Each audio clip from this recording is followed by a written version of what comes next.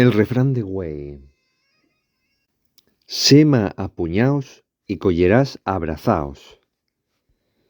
Siembra a puñados y cogerás abrazados. Hace referencia a este refrán al fechu de el propio desendolcu de la agricultura y del placer de ver crecer y medrar los productos de la huerta. También parece una frase fecha para animar al trabajo. De aquí sacamos el verbo coller. Entiéndese como quitar el fruto de un árbol, de una planta, del miel, detener un animal para cerrarlo, a una persona para meter a presa, xuxietar de aquí con la mano, con un utensilio, etcétera, etcétera. Sinónimos tenemos recoller, agarrar, pañar, indistintamente agarrar o garrar. ¿Qué te parece el refrán de güey?